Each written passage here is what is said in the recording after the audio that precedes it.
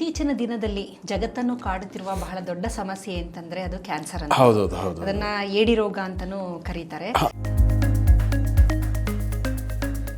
ಆದ್ರೆ ಕ್ಯಾನ್ಸರ್ ಅಂದಾಗ ಕಷ್ಟ. ಇದು ಕೆಲವೊಂದು ಕ್ಯಾನ್ಸರ್ಗಳು ಬಹಳಷ್ಟು ದಿನ ಬದುಕ್ತಾರರು ಥ್ರೂ ಒಂದು ಒಳ್ಳೆ ಟ್ರೀಟ್ಮೆಂಟ್ ಇದೆಲ್ಲ ತಗೊಂಡಾಗ, ವೈದ್ಯಕೀಯ ಇದನ್ನ ತಗೊಂಡಾಗ ಬಹಳಷ್ಟು ವರ್ಷ ಬದುಕಬಹುದು. ಕೆಲವೊಂದಕ್ಕೆ ಆಗೋದಿಲ್ಲ. ಆಂಟಿಬಾಡೀಸ್ ಅಂತ ಇದೆ, ಇಮ್ಯುನೋಥೆರಪಿ ಅಂತ. ಅದು 4 ಲಕ್ಷ ಆಗುತ್ತೆ ಒಂದು ಸಲ ನೀವು ಅದನ್ನು ಮಾಡೋದಾದರೆ. ಒಂದು 2 ಸಲ 3 ಸಲ ಅದನ್ನು ನೀವು ಕೊಡೋದಾದರೆ, ಇಮ್ಯುನೋಗ್ಲೋಬಿನ್ಸ್ಗಳು ಮೊನೊಕ್ಲೋನಲ್ ಆಂಟಿಬಾಡಿಗಳನ್ನ ಕೊಡೋದಾದರೆ 16 ಲಕ್ಷ ನೀವು ಇದು ಮಾಡಬೇಕಾಗುತ್ತೆ. ಎಲ್ಲ ವಿಟಮಿನ್ಗಳು ನಮಗೆ ಕ್ಯಾನ್ಸರಿಂದ ರಕ್ಷಣೆ ಕೊಡುತ್ತೆ. ಆಮೇಲೆ ವಿಟಮಿನ್ ಸಿ ಆಗ್ಬೋದು, ವಿಟಮಿನ್ ಎ ಆಗ್ಬೋದು, ವಿಟಮಿನ್ ಇ ಆಗ್ಬೋದು, ಇವುಗಳು. ಇದರ ಜೊತೆಗೆ ಈ ಸ್ಪೈಸ್ಗಳು, ಅದರಲ್ಲಿ ಈರುಳ್ಳಿ, ಬೆಳ್ಳುಳ್ಳಿ, ಆ ಥರದ್ದು ಕೆಲವೊಂದನ್ನು ತಿನ್ನೋಕ್ಕಾಗಲ್ಲ. ಈಗ ಬೆಳ್ಳುಳ್ಳಿನ ತಿನ್ನೋಕ್ಕಾಗಲ್ಲ ಅಂದಾಗ ಅದನ್ನು ಕ್ಯಾಪ್ಸೂಲ್ಸ್ಗಳು ಸಿಕ್ಕುತ್ತೆ. ಎಷ್ಟು ಮಂದಿ ಈಗ ಏನಾಗಿದೆ ಅಂದರೆ ಈ ಸಾಫ್ಟ್ ಡ್ರಿಂಕ್ಸ್ಗಳಂತೂ ವಿಪರೀತ ಒಂದು ಕಾರ್ಪೊರೇಟ್ ಕಂಪ್ನಿಗಳು ಬಹಳ ದೊಡ್ಡ ಮಟ್ಟದಲ್ಲಿ ಬೈ ಒನ್ ಗೆಟ್ 2 ಫ್ರೀ ಇರುತ್ತೆ. ಹೌದು. ಹಾಗಾಗಿ ನಮಗೆ ಎಲ್ಲೋ ಒಂದ್ ಕಡೆ ನಮಗೆ ಮನುಷ್ಯನ ಒಂದು ಆಸೆಯಿಂದನೇ ತೊಂದರೆಗಳು ಜಾಸ್ತಿ ಆಗ್ತಿರೋದು. ಇವತ್ತು ಸಿಕ್ಕುತ್ತಲ್ಲ ಅಂತ ತಗೋತೀವಿ, ಆಮೇಲೆ ಅದು ತಂದಿದೀವಿಲ್ಲ ಅಂತ ಕುಡಿತೀವಿ. ಇವಾಗ ಎಳ್ನೀರಿಗೊಂದು 50-60 ರೂಪಾಯಿ ಅಂದಾಗ ಯೋಚನೆ ಮಾಡ್ತಾರೆ. ಅದೇ ಒಂದು 80-100 ಆದರೂ ಸಾಫ್ಟ್ ಡ್ರಿಂಕ್ಸ್ ತಗೋತಾರೆ. ನೀವು ಹೇಳಿದಾಗೆ 1 to 1 ಗೆಟ್ ತಗೊಂಡು ಬಂದು ಇದು ಮಾಡ್ತಾರೆ. ಬಟ್ ಅದರಿಂದ ಮುಂದೆ ಯಾವ ರೀತಿಯ ತೊಂದರೆ ಆಗ್ಬೋದು ಆರೋಗ್ಯಕ್ಕೆ ಅನ್ನೋದನ್ನ ಜನ ಯೋಚನೆ ನಾವು ಯಾವುದನ್ನೇ ಒಂದು ಮಾಡಬೇಕು ಅಂದ್ರೂ ನಮ್ಮ ಕಣ್ಣು ಮುಂದೆ ಒಂದು ಭಯಾನಕ ಪಿಕ್ಚರ್ ಬರಬೇಕು. ಈ ಕ್ಯಾನ್ಸರ್ದು ಅದು ಇದು ತೊಂದರೆಗಳು ಅಂತ ಬಂದಾಗ ನಾವು ಸ್ವಲ್ಪ ಅವಾಯ್ಡ್ ಮಾಡ್ತೀವಿ.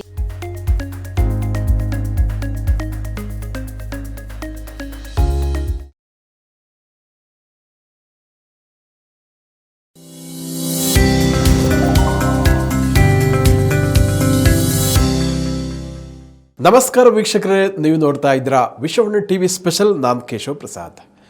ವೀಕ್ಷಕರೇ, ಇತ್ತೀಚಿನ ಒಂದು ವಿದ್ಯಮಾನಗಳಲ್ಲಿ ಏನು ಹೇಳಿದೆ ಅಂದರೆ, ಈ ಕ್ಯಾನ್ಸರ್ ಬಂದಾಗ ಅಥವಾ ಕ್ಯಾನ್ಸರ್ ಬರೋಕ್ಕೆ ಮುಂಚೆ ಅಥವಾ ನಂತರ ಇದನ್ನು ಗುಣಪಡಿಸಲಿಕ್ಕೆ ಹಣ್ಣು ಅಥವಾ ತರಕಾರಿಗಳ ಸೇವನೆಯಿಂದ ಗುಣಪಡಿಸ್ಬೋದು ಅಂತ ಕೆಲವರು ಹೇಳ್ತಾ ಇದ್ದಾರೆ. ಇದು ನಿಜನಾ ಸುಳ್ಳ? ಈ ಕ್ಯಾನ್ಸರ್ಗೂ ಮತ್ತು ಹಣ್ಣು ತರಕಾರಿಗಳ ಸೇವನೆಗೂ ಏನು ಸಂಬಂಧ ಇದೆ ಅನ್ನೋದ್ರ ಬಗ್ಗೆ ಇವತ್ತಿನ ಈ ವಿಶೇಷ ಎಪಿಸೋಡ್ನಲ್ಲಿ ನಾವು ಸಾಕಷ್ಟು ಉಪಯುಕ್ತವಾದ ವಿಚಾರಗಳನ್ನು ತಿಳ್ಕೊಳ್ಳೋಣ. ಈ ಬಗ್ಗೆ ನಮಗೆ ವಿಶೇಷವಾದ ಮಾಹಿತಿಯನ್ನು ಮತ್ತು ವೈಜ್ಞಾನಿಕ ಕಾರಣಗಳನ್ನು ತಿಳಿಸೋಕ್ಕೆ ನಮ್ಮ ಜೊತೆ ಇವತ್ತು ಮೈಸೂರು ವಿಶ್ವವಿದ್ಯಾನಿಲಯದ ಜೆನೆಟಿಕ್ ಮತ್ತು ಜೆನೋಮಿಕ್ಸ್ ವಿಭಾಗದ ಅಧ್ಯಕ್ಷರಾದ ಪ್ರೊಫೆಸರ್ ಸುತ್ತೂರ್ ಎಸ್ ಮಾಲಿನಿ ಅವರು ನಮ್ಮ ಜೊತೆ ಇದ್ದಾರೆ. ಕಾರ್ಯಕ್ರಮಗಳನ್ನು ಬರಮಾಡ್ಕೊಳ್ಳೋಣ. ನಮಸ್ಕಾರ ಮೇಡಮ್. ಸೊ ಅಂದಹಾಗೆ ಈ ಕ್ಯಾನ್ಸರ್ ಬಂದಾಗ ಅದನ್ನು ಗುಣಪಡಿಸುವ ಚಿಕಿತ್ಸಾ ವಿಧಾನಗಳಲ್ಲಿ ಹಣ್ಣುಗಳು ಮತ್ತು ತರಕಾರಿ ಸೇವನೆ ಸಾಕಷ್ಟು ಪರಿಣಾಮ ಬೀರುತ್ತೆ, ಗುಣಪಡಿಸಲು ಕೂಡ ಸಾಧ್ಯ ಇದೆ ಅಂತ ಕೆಲವರು ಹೇಳ್ತಾರೆ. ಸೊ ಆದರೆ ಇದು ಎಷ್ಟು ನಿಜ, ಎಷ್ಟು ಸುಳ್ಳು, ಇದರ ಹಿಂದಿನ ವೈದ್ಯಕೀಯ ಕಾರಣಗಳೇನು, ಅದರ ಬಗ್ಗೆ ಒಂದಷ್ಟು ಮಾಹಿತಿಯನ್ನು ನಮ್ಮ ವೀಕ್ಷಕರಿಗೆ ತಿಳಿಸ್ಕೊಡ್ತೀರಾ ಅಂತ. ಸರ್, ಇತ್ತೀಚಿನ ದಿನದಲ್ಲಿ ಜಗತ್ತನ್ನು ಕಾಡುತ್ತಿರುವ ಬಹಳ ದೊಡ್ಡ ಸಮಸ್ಯೆ ಅಂತಂದ್ರೆ ಅದು ಕ್ಯಾನ್ಸರ್ ಅಂತ. ಅದನ್ನ ಏಡಿ ರೋಗ ಅಂತಾನೂ ಕರೀತಾರೆ. ಇದರ ಇತಿಹಾಸವನ್ನ ನಾವು ನೋಡಿದಾಗ ತುಂಬಾ ಹಳೇದಿದು, ಪುರಾತನವಾದ ಕಾಯಿಲೆ. ಈಜಿಪ್ಟಿನಲ್ಲಿರುವ ಪಿರಮಿಡ್ ಅಲ್ಲಿ ಇದೆಯಲ್ಲ, ಆ ಮಮ್ಮಿಗಳಲ್ಲೂ ಈ ಕ್ಯಾನ್ಸರ್ ಗೆಡ್ಡೆ ಇತ್ತು ಅಂತ ಕೆಲವೊಂದು ಪುರಾವೆಗಳಿದೆ. ಮತ್ತೆ ನಮ್ಮ ಪುರಾಣಗಳಲ್ಲೂ ನೋಡಿದಾಗ ಏನೋ ಒಂದು ಗೆಡ್ಡೆ ಆಗಿತ್ತು, ಗ್ರಂಥಿ ಆಗಿತ್ತು, ಅದರಿಂದ ಅವರು ಮರಣ ಹೊಂದಿದ್ರು ಅಂತ ಹೇಳ್ತಾರೆ. ಹಾಗಾಗಿ ಮನುಷ್ಯನ ಮನುಕುಲ ಅಂತಂದಾಗ ನಾವು ಅದ್ರ ಜೊತೆಲಿ ಈ ಕ್ಯಾನ್ಸರ್ ಅನ್ನುವ ಕಾಯಿಲೆನೂ ಜೊತೆಲೇ ಬಂದಿದೆ. ಸೊ ತುಂಬಾ ಹಳೆ ಇತಿಹಾಸ ಇದೆ ಅಂತ. ಹಳೆಯದು ಇತಿಹಾಸ ಇದೆ.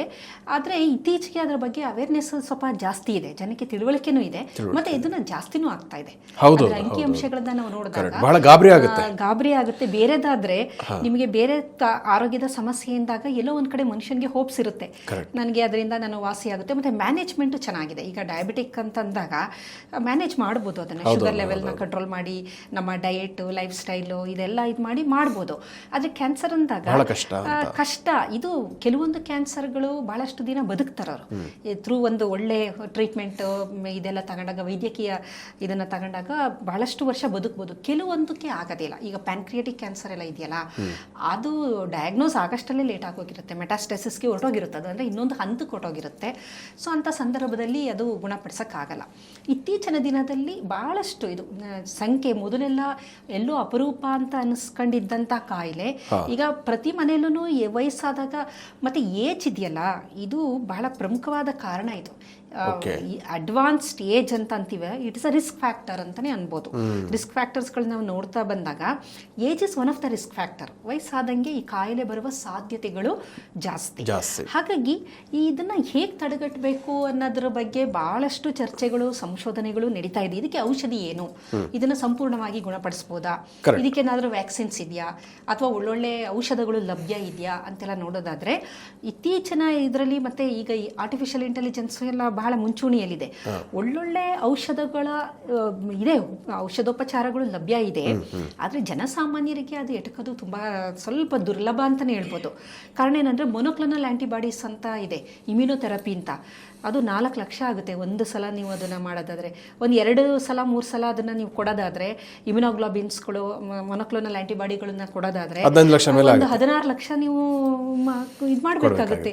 ಅದು ಎಲ್ಲಿ ಎಷ್ಟು ಜನಕ್ಕೆ ಬಹಳ ಕಷ್ಟ. ಅದ್ರ ಜೊತೆಗೆ ನೀವು ಕೀಮೋ ಆಗ್ಬೋದು, 15,000 ಆಗುತ್ತೆ ಒಂದೊಂದು ಸಲ ನೀವು ಕೋರ್ಸ್. ಹಾಗಾಗಿ ಇದು ಬರೀ 1000ದಲ್ಲಿ ಆಗ ಮಾತಲ್ಲ, ಇದು ಲಕ್ಷಾಂತರ ರೂಪಾಯಿ ಖರ್ಚಾಗ ಅಂತದ್ದು ಈಗೇನು ಲಭ್ಯ ಇದೆ. ಇನ್ನೂ ನೀವು ಅಡ್ವಾನ್ಸ್ಡ್ ಅಲ್ಲಿ ಹೋಗ್ಬೇಕು ಅಂತಂದ್ರೆ ಓನ್ಲಿ ಸೆಲೆಬ್ರಿಟಿಗಳಿಗೆ ಮಾತ್ರ ಅದು ಲಭ್ಯ ಆಗುತ್ತೆ. ಯಾಕೆಂದ್ರೆ ದುಡ್ಡು ಬೇಕು ಅದಕ್ಕೆ. ಅವಾಗ ನಿಮ್ಗೆ ಚಿಕಿತ್ಸೆ ಲಭ್ಯ ಇದೆ, ನಿಮ್ಮ ಒಂದು ಲೈಫ್ ಸ್ಪ್ಯಾನ್ ಅವರು ಇದು ಮಾಡ್ಬೋದು, ಇನ್ನು ಬಹಳಷ್ಟು ವರ್ಷಗಳು ಸೂಕ್ತ ಚಿಕಿತ್ಸೆನ ಪಡ್ಕೊಂಡು ಮಾಡ್ಬೋದು. ಆದರೆ ಇದೆಲ್ಲದಕ್ಕಿಂತ ಬರದೇ ಇದ್ದ ಹಾಗೆ ಏನಾದರೂ ಇದೆಯಾ ಅಂತಂದ್ರೆ ಬೇಕಾದಷ್ಟು ಮಾರ್ಗಗಳಿದೆ. ಅದು ಬಹಳ ಉಪಯುಕ್ತ. ಕೆಲವರಿಗೆ ಒಂದು ಮಿತ್ ಇದೆ, ಅದೇನಂತಂದ್ರೆ ಕೆಲವೊಂದು ಹೇಳ್ತಾರೆ ಆಯುರ್ವೇದ ಔಷಧದಲ್ಲಿ ಕ್ಯಾನ್ಸರ್ ಗುಣಪಡಿಸ್ಬೋದಾ, ಹೋಮಿಯೋದು ಇದೆ, ಆಯುರ್ವೇದ ಇದೆ, ಯುನಾನಿ ಅಂತ ಇದೆ, ನ್ಯಾಚುರೋಪತಿ ಇದೆ, ಬೇಕಾದಷ್ಟು ಥರದ ನಮ್ಮ ವೈದ್ಯಕೀಯ ಪದ್ಧತಿ ಇದೆ. ಆದರೆ ಓವರಾಲ್ ಆಗಿ ನೋಡಿದಾಗ ಈ ಎಲ್ಲ ಪದ್ಧತಿಗಳಿದೆಯಲ್ಲ, ಆಯುರ್ವೇದ ಆಗ್ಬೋದು, ಯುನಾನಿ ಆಗ್ಬೋದು, ಹೋಮಿಯೋ ಆಗ್ಬೋದು, ಇದರ ಒಂದು ಡ್ಯೂರೇಷನ್ನು ತುಂಬ ಜಾಸ್ತಿ. ಈಗ ನಿಮಗೆ ತಕ್ಷಣ ವಾಸಿ ಆಗಲ್ಲ. ನಿಮಗೆ ಹೈ ಫೀವರು, ನಿಮಗೆ ಇನ್ಫೆಕ್ಷನ್ ಇದೆ ಅಂದಾಗ ನೀವು ಅಲೋಪತಿಗೆ ಹೋಗಬೇಕು, ನೀವು ಆ್ಯಂಟಿಬಯೋಟಿಕ್ಸೇ ತಗೋಬೇಕು. ಏನೋ ಒಂದು ಇನ್ಫೆಕ್ಷನ್ ಆಗಿದೆ ಅಂತಂದಾಗ ನೀವು ಒಂದಷ್ಟು ಮೆಡಿಸಿನ್ನು, ಗಿಡ ಮೂಲಿಕೆ ಅದು ಅಂತಂದರೆ ತುಂಬ ಟೈಮ್ ಬೇಕದು. ಆಗ್ಬೋದು, ಇಲ್ಲ ಅಂತ ನಾನು ಹೇಳ್ತಾ ಇಲ್ಲ. ತಕ್ಷಣಕ್ಕೆ ರಿಲೀಫ್ ನಿಮಗೆ ಖಂಡಿತ ಸಿಕ್ಕೋದಿಲ್ಲ. ನಿಮಗೆ ತಕ್ಷಣಕ್ಕೆ ರಿಲೀಫ್ ಬೇಕು ಅಂದರೆ ಅಲೋಪತಿನೇ ಬೇಕು.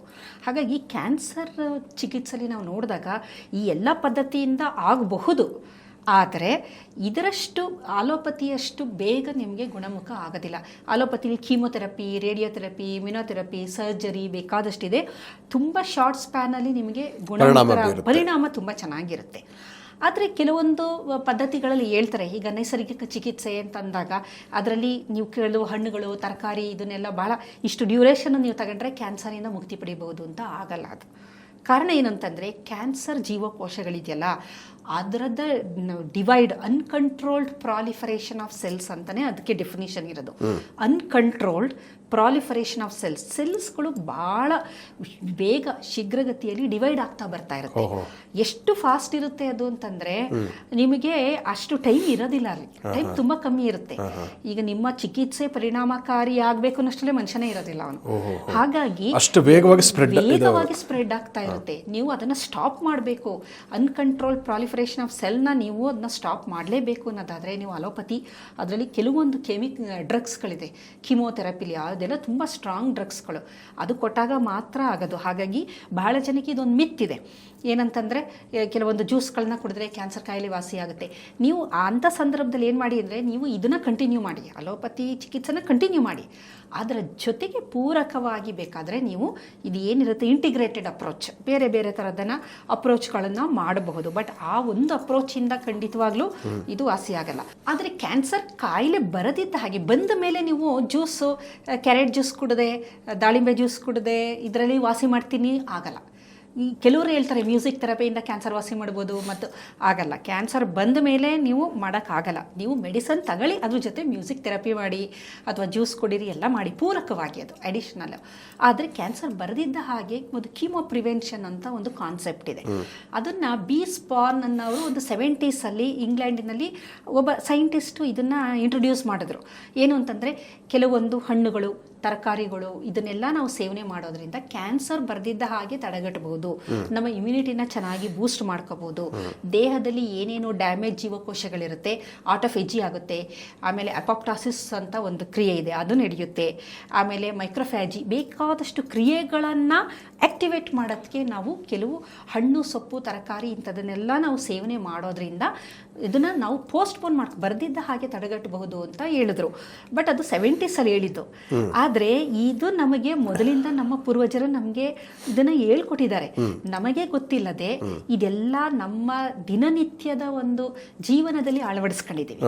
ಉದಾಹರಣೆಗೆ ಅವರ ಪ್ರಕಾರ ಈ ಎಲ್ಲ ಹಣ್ಣು ಎಲ್ಲ ತರಕಾರಿಗಳಲ್ಲೂ ಫೈಟೋಕೆಮಿಕಲ್ ಅಂತ ಇರುತ್ತೆ. ಫೈಟೋಕೆಮಿಕಲ್ ಅಂದರೆ ಪ್ರತಿಯೊಂದು ಯಾವುದೋ ಒಂದು ವೆಜಿಟೇಬಲ್ ಆಗಿರ್ಬೋದು ಅಥವಾ ಹಣ್ಣುಗಳಾಗಿರ್ಬೋದು ಅದರದೇ ಆದ ಒಂದು ವಿಶಿಷ್ಟ ರೀತಿಯ ಕೆಮಿಕಲ್ಗಳಿದೆ. ಉದಾಹರಣೆಗೆ ನೀವು ಈಗ ಈರುಳ್ಳಿನ ನಾವು ಕಟ್ ಮಾಡ್ಬೇಕಾದ್ರೆ ನಮ್ಗೆ ಕಣ್ಣಲ್ಲಿ ನೀರು ಬರುತ್ತೆ, ಸಲ್ಫರ್ ಕಂಟೆಂಟ್ ಇರುತ್ತೆ ಅದರಲ್ಲಿ. ಈರುಳ್ಳಿ ಬೆಳ್ಳುಳ್ಳಿ ಒಂಥರ ಪಂಚೆಂಟ್ ಅಲ್ವಾ ಅದು. ಮತ್ತೆ ಈ ಶುಂಠಿಲಿ ಅದರದೇ ಆದ ಒಂದು ಕೆಮಿಕಲ್ ಇದೆ. ಪ್ರತಿ ಒಂದು ಹಣ್ಣು ತರಕಾರಿ ಪ್ರತಿ ಒಂದರಲ್ಲೂ ಬೇರೆ ಬೇರೆ ರೀತಿಯ ಕೆಮಿಕಲ್ ಇದೆ. ಕ್ರೂಸಿಫರಸ್ ವೆಜಿಟೇಬಲ್ ಅಂತಂದರೆ ಈ ಬ್ರ್ಯಾಕೋಲಿ ಆಗ್ಬೋದು, ಕಾಲಿಫ್ಲವರ್ ಆಗ್ಬೋದು, ಕ್ಯಾಬೇಜ್ ಆಗ್ಬೋದು, ಆ ಗುಂಪಿಗೆ ಸೇರಿದಂತಹದ್ದು. ಆಮೇಲೆ ಬಿಟರ್ ಗೋಡ್, ಬಾಟಲ್ ಗೋಡ್ ಇವೆಲ್ಲ ಇದೆಯಲ್ಲ, ಸೋರೆಕಾಯಿ, ಆ ಕುಂಬಳಕಾಯಿ, ಆ ಕಾಯಿ ಈ ಕಾಯಿ ಎಲ್ಲ ಬರುತ್ತಲ್ಲ ಕಾಯಿಗಳು, ಇದರಲ್ಲಿ ಒಂದು ಥರದ ಕೆಮಿಕಲ್ ಇದೆ. ವೆರಿ ಗುಡ್ ಫಾರ್ ಐಸೋಥಯೋಸಯನೇಟ್ ಅಂತ ಒಂದು ಕಾಂಪೌಂಡು.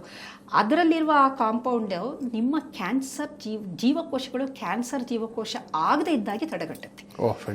ಹಾಗಾಗಿ ಅದನ್ನು ನಾವು ದಿನನಿತ್ಯ ಸೇವನೆ ಮಾಡ್ತಾ ಇರ್ತೀವಿ, ನಮಗೆ ಗೊತ್ತಿಲ್ಲದೆ ನಾವು ಅದು. ಆಮೇಲೆ ಟರ್ಮರಿಕ್ ಇದೆಯಲ್ಲ, ಅರಿಶಿಣದ ಮಹತ್ವನ ಅದಕ್ಕೆ ನೋಡಿ, ಪೇಟೆಂಟ್ ತಗೊಂಡು ಅದನ್ನ ವಾಪಸ್ ತಗೊಳ್ಳೋದಕ್ಕೆ ಎಷ್ಟು ದೊಡ್ಡ ಒಂದು ಅದಕ್ಕೆ ಎಷ್ಟು ಖರ್ಚು ಮಾಡಿದ್ರು. ನಮ್ಮದೇ ಅದು, ಅದನ್ನ ಅಮೆರಿಕದವರು ಪೇಟೆಂಟ್ ಮಾಡ್ಕೊಂಡು ಅದನ್ನು ಪುನಃ ವಾಪಸ್ ನಾವು ಫೈಲ್ ಮಾಡಿ ತಗೊಳಕ್ಕೆ ಎಷ್ಟು ತೊಂದರೆ ಆಯ್ತಲ್ವಾ. ಈ ಅರಿಶಿನ ಇದೆಯಲ್ಲ, ಎಂತ ಆಂಟಿ ಇದು ಇದೆ ಅಂದ್ರೆ, anti microbial, anti fungal, anti viral, anti cancerous, ಎಲ್ಲದಕ್ಕೂ ಆಂಟಿ. ಅದ್ಭುತ ಔಷಧಿ ಅರಿಶಿನ. ಅದ್ಭುತ ನೋಡಿ, ನಿಮಗೆ ಗಂಟ್ಲು ಕೆರೆತ, ಹಾಲಿಗೆ ಒಂದ್ ಸ್ವಲ್ಪ ಅರಿಶಿನ ಹಾಕೊಂಡು ಕುಡೀರಿ ಅಂತಾರೆ. ಎಲ್ಲದಕ್ಕೂ ಅರಿಶಿನ ಹಾಕ್ತಾರೆ. ಆಮೇಲೆ ನಾವು ಅಡಿಗೆ ಮಾಡ್ಬೇಕಾದ್ರೆ ಅರಿಶಿನ ಇಲ್ಲದೆ ಅಡಿಗೆ ಮಾಡೋದೇ ಇಲ್ಲ ನಾವು ಎಲ್ಲದಕ್ಕೂ. ಇದು ನಮಗೆ ಬೈ ಬರ್ತ್ ನಮ್ಮ ಒಂದು ಇದರಲ್ಲಿ ಬಂದ್ಬಿಟ್ಟಿದೆ. ಆಮೇಲೆ ಸ್ಪೈಸ್ಗಳು, ಲವಂಗ, ಚಕ್ಕೆ, ದಾಲ್ಚಿನ್ನಿ ಇವೆಲ್ಲ ಇದೆಯಲ್ಲ, ಎಲ್ಲದರಲ್ಲೂ ಒಂದೊಂದು ಔಷಧಿ ಗುಣಗಳಿದೆ. ಆಮೇಲೆ ಶುಂಠಿಲಾಗಿರ್ಬೋದು, ಇದು ಎಲ್ಲದರಲ್ಲೂ ಔಷಧಿ ಗುಣಗಳಿದೆ. ಹಾಗಾಗಿ ನಮ್ಮ ಅಡಿಗೆಯಲ್ಲಿ ನಾವು ದಿನನಿತ್ಯದಲ್ಲಿ ನಾವು ಇದನ್ನು ಬಳಸೋದ್ರಿಂದ ಎಲ್ಲೋ ಒಂದು ಕಡೆ ನಮ್ಮ ಇಮ್ಯುನಿಟಿನ ಬೂಸ್ಟ್ ಮಾಡಿ ನಮಗೆ ಈ ಕ್ಯಾನ್ಸರ್ ಜೀವಕೋಶಗಳು ಬೆಳವಣಿಗೆ ಎಲ್ಲೋ ಈಗ ಪ್ರತಿನಿತ್ಯ ನಾವು ಬಹಳಷ್ಟು ಈ ಕಾರ್ಸಿನೋಜನ್ನ ಸೇವನೆ ಮಾಡ್ತೀವಿ. ಕಾರ್ಸಿನೋಜನ್ ಅಂತಂದರೆ ಕ್ಯಾನ್ಸರ್ ಕಾರಕಗಳು ಎಲ್ಲಿರುತ್ತೆ ಅಂದರೆ ನಾವು ಸೇವಿಸುವ ಆಹಾರದಲ್ಲಿರುತ್ತೆ. ಅದು ಕಲರಿಂಗ್ ಏಜೆಂಟ್ಗಳಿರುತ್ತಲ್ಲ, ಕಲರ್ಸ್ಗಳು ಹಾಕಿರ್ತಾರಲ್ಲ ಫುಡ್ಡಲ್ಲಿ. ಹೊರಗಡೆ ನೀವೇನೇ ತಿಂದರೂ ಕಲರಿಂಗ್ ಏಜೆಂಟ್ ಇರುತ್ತೆ. ಆಮೇಲೆ ಹೊರಗಡೆದು ನೀವೇನೇ ಆಹಾರ ತಿಂದ್ರೂ ಅದು ಪ್ರಿಸರ್ವೇಟಿವ್ಸ್ ಇರುತ್ತೆ. ಆಮೇಲೆ ಫುಡ್ ಎಡಿಟಿವ್ಸ್ ಇರುತ್ತೆ, ಅಜಿನೋಮೋಟೊ ಈ ಥರದ್ದು, ಇವೆಲ್ಲದನ್ನು ಕಾರ್ಸಿನೋಜನ್ಗಳು. ಸೊ ಅದೆಲ್ಲ ಕ್ಯಾನ್ಸರ್ ಕಾರಕಗಳು. ಅದು ನಮ್ಮ DNA ಡ್ಯಾಮೇಜ್ ದಿನ ಮಾಡ್ತಾನೆ ಇರುತ್ತೆ. ಆದರೆ ನಮ್ಮಲ್ಲಿ ಒಳಗಡೆ ಸಿಸ್ಟಮ್ ಇದೆ, ಅದನ್ನು ನಿರ್ವಿಷಯುಕ್ತ ಮಾಡೋ ಅಂಥ ಸಿಸ್ಟಮ್ಗಳೇ ಡೆವಲಪ್ ಆಗಿಬಿಟ್ಟಿದೆ. ಇದೆ ಅದು ನಮ್ಮದು DNA ಡ್ಯಾಮೇಜ್ ಆಗಿರುತ್ತಲ್ಲ, ಅದನ್ನು ರಿಪೇರ್ ಮಾಡೋಕ್ಕೆ DNA ರಿಪೇರ್ ಮೆಕ್ಯಾನಿಸಮ್ ಅಂತಲೇ ಇದೆ. ಎಷ್ಟು ಅದ್ಭುತ ಅಂದರೆ ನಿಜವಾಗ್ಲೂ ನಮ್ಮ ದೇಹ ನಾವು ಆರೋಗ್ಯವಾಗಿದ್ದೀವಿ ಅಂತಂದರೆ ಒಳಗಡೆ ಬಿಹೈಂಡ್ ದ ಸೀನ್. ಈಗ ಒಂದು ಫಿಲಮ್ ಯಾವುದೋ ಒಂದು ಚಲನಚಿತ್ರ ಅದು ಒಂದು ತುಂಬ ಅದು ಯಶಸ್ಸು ಕಂಡು ಅಂತಂದರೆ ಅದರ ಹಿಂದೆ ಲಕ್ಷಾಂತರ ಜನ ಕೆಲಸ ಮಾಡಿರ್ತಾರೆ. ಎಷ್ಟು ಜನದ ಪರಿಶ್ರಮದಿಂದ ಅದೊಂದು ಆಗಿರುತ್ತೆ, ನಾವು ಕಾಣೋದು ಹೊರಗಡೆ. ಈಗ ನಾವು ಚೆನ್ನಾಗಿದ್ದೀವಿ ಅಂದರೆ ಇದರ ಹಿಂದೆ ಬ್ಯಾಕ್ ಸೀನಲ್ಲಿ ಎಷ್ಟು ಮಾಲಿಕ್ಯೂಲ್ಸ್ಗಳು, ಎಷ್ಟು ಜೀನ್ಗಳು ಆ್ಯಕ್ಟಿವೇಟ್ ಆಗಿದೆ, ಅದೆಲ್ಲ ಚೆನ್ನಾಗಿರೋದಕ್ಕೆ ನಮ್ಮದು ಶೋ ಚೆನ್ನಾಗಿ ನಡೀತಾ ಇದೆ. ಎಲ್ಲರದ್ದು ಆರೋಗ್ಯನೇ ಶೋ. ಅದು ಚೆನ್ನಾಗಿ ನಡೀತಿದೆ ಅಂದರೆ ಹಿಂದುಗಡೆ ತುಂಬ ಎಲ್ಲ ಕರಾರುವಕ್ಕಾಗಿ ಅದನ್ನು ಎಲ್ಲೂ ಕಾಂಪ್ರಮೈಸ್ ಆಗ್ದಂಗೆ ಈ DNA ರಿಪೇರ್ ಮೆಕ್ಯಾನಿಸಮ್ಗಳೆಲ್ಲ ಆಗಬೇಕು ಅಂದರೆ ಕೆಲವೊಂದು ಜೀನ್ಸ್ಗಳು ಆ್ಯಕ್ಟಿವೇಟ್ ಆಗಬೇಕು. ಅದಾಗಬೇಕು ಅಂದರೆ ಕೆಲವೊಂದು ಕೆಮಿಕಲ್ಲು, ಈ ಎಲ್ಲ ತರಕಾರಿ ಹಣ್ಣು, ಈ ವಿಟಮಿನ್ಗಳು, ಈ ವಿಟಮಿನ್ C ಇದೆಯಲ್ಲ, ಸಿಟ್ರಸ್ ಫ್ರೂಟು, ಅದು ಎಲ್ಲ ಕಾಯಿಲೆಗಳಿಗೂ ಅದೊಂಥರ ಮದ್ದೇನೆ. ಅದು ನೀವು ಸೀಸನಲ್, ಅದಕ್ಕೆ ನಾವು ಹೇಳೋದು ಸೀಸನಲ್ ಫ್ರೂಟ್ಸ್ಗಳನ್ನ ತಿನ್ನಿ ಅಂತ. ಆ ಸೀಸನ್ಗೆ ಒಂದೊಂದು ಫ್ರೂಟ್ಸ್ಗಳು ಸಿಗುತ್ತೆ. ಈಗ ಮಾವಿನ ಹಣ್ಣಿನ ಸೀಸನ್ನು, ಹಲಸಿನ ಹಣ್ಣು, ಮಾವಿನ ಹಣ್ಣು, ವಿಟಮಿನ್ A ಎಲ್ಲ ಜಾಸ್ತಿ ಇರುತ್ತೆ, ತುಂಬ ಒಳ್ಳೆಯದು, ಬೇಕಾದಷ್ಟು ಖನಿಜಾಂಶ ಅದು ಬೇಕಾದಷ್ಟು ಇರುತ್ತೆ ಅದರಲ್ಲಿ, ನಮಗೆ ನ್ಯೂಟ್ರಿಟಿವ್ ಅಂತ ಅನ್ನೋದು. ಹಣ್ಣುಗಳು, ತರಕಾರಿ ಎಲ್ಲ ಏನಕ್ಕೆ ತಿನ್ನಿ, ಆ ಸೀಸನ್ ವೈಸ್ ನಮಗೆ ಸಿಕ್ಕಂಥದ್ದು ಅಂದರೆ ಪ್ರತಿ ಒಂದರಲ್ಲೂ ವಿಶಿಷ್ಟ ರೀತಿಯ ರಾಸಾಯನಿಕಗಳು ಇರುತ್ತೆ. ಅದರಿಂದನೇ ಅದಕ್ಕೆ ಬೇರೆ ಥರದನೇ ಒಂದು ಅದ್ರದ್ದು ಆಕಾರ ಆಗ್ಬೋದು, ಅದರದ್ದು ರುಚಿ ಆಗ್ಬೋದು, ಅದು ಒಂದು ಬೇರೆ ವೈವಿಧ್ಯತೆ ಬಂದಿರೋದೇ ಅದರಲ್ಲಿರುವ ರಾಸಾಯನಿಕಗಳಿಂದ. ಹಾಗಾಗಿ ಅದು ಫೈಟೋಕೆಮಿಕಲು, ಅದು ಅದಕ್ಕೆ ಪ್ರೊಟೆಕ್ಷನ್ ಕೂಡ ಅಂಥದ್ದು.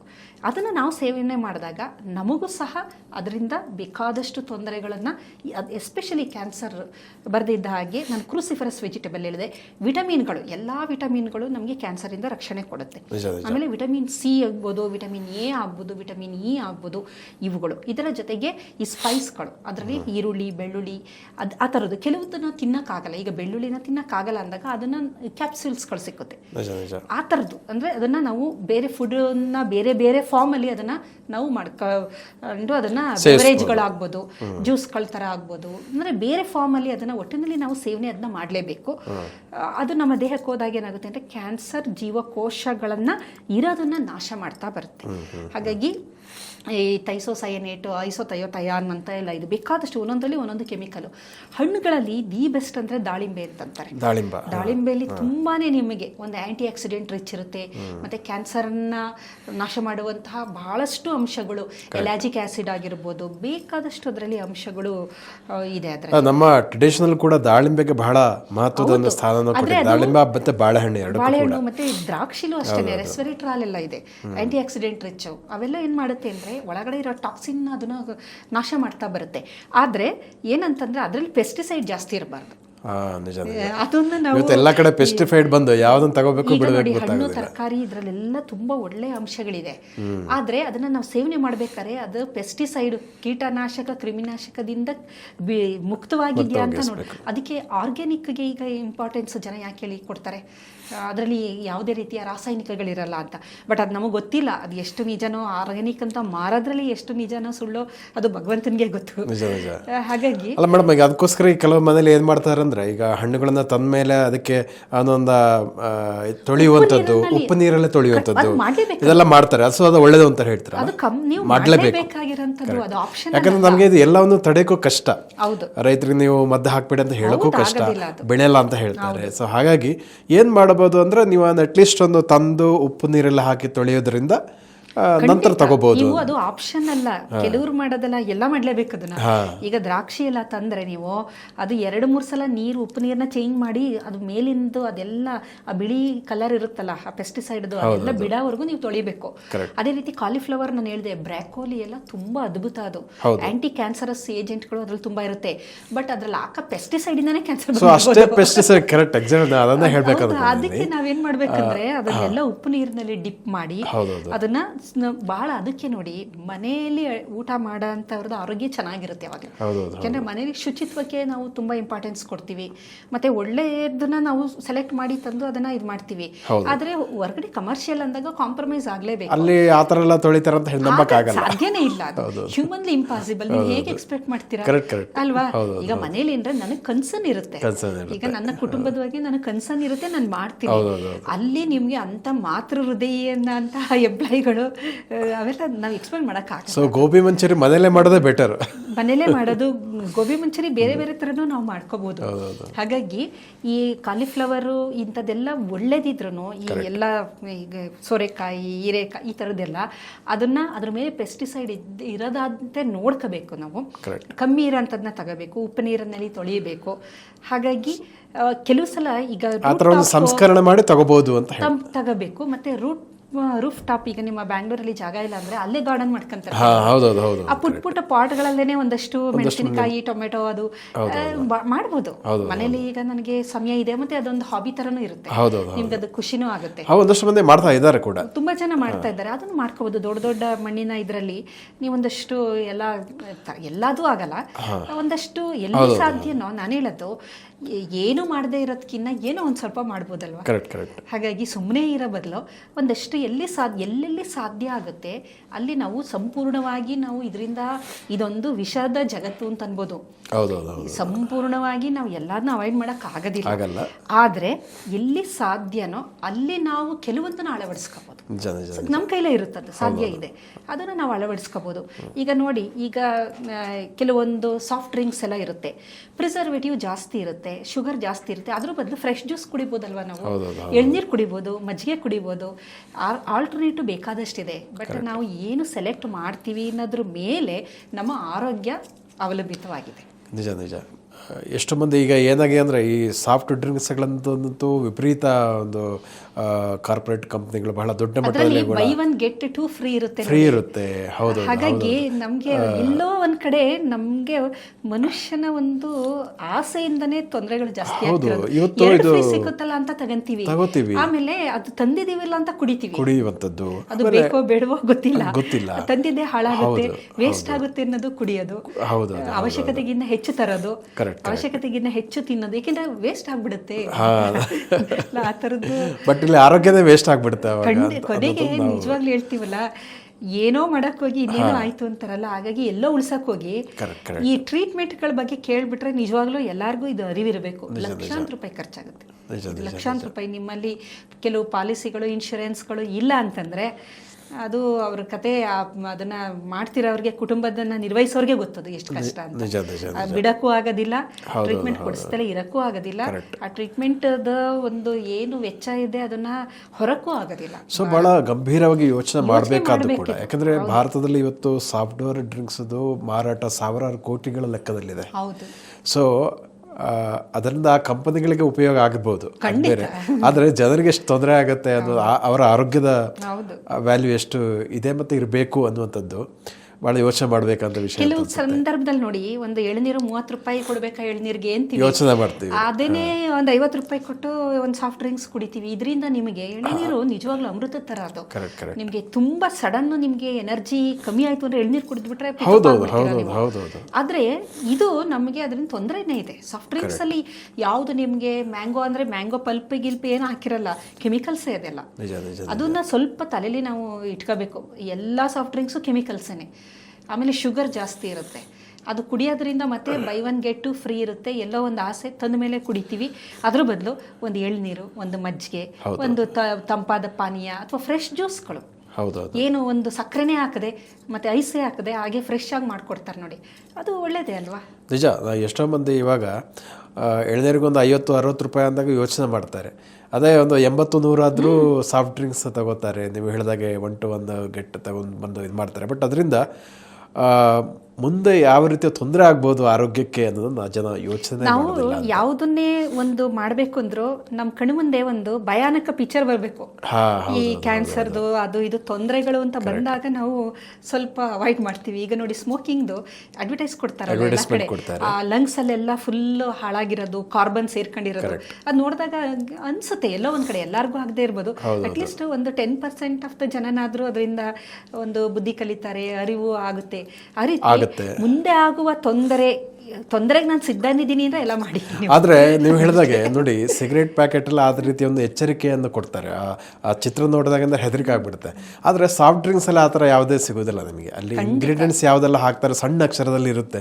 ಒಂದು ಲೆನ್ಸ್ ಹಾಕೊಂಡೇ ನೋಡ್ಬೇಕು ನೀವು. ಅದು ಬಿಟ್ಟರೆ ಬೇರೆ ಯಾವುದೇ ಅವೇರ್ನೆಸ್ ಅಲ್ಲಿ ಗೊತ್ತಾಗೋದಿಲ್ಲ.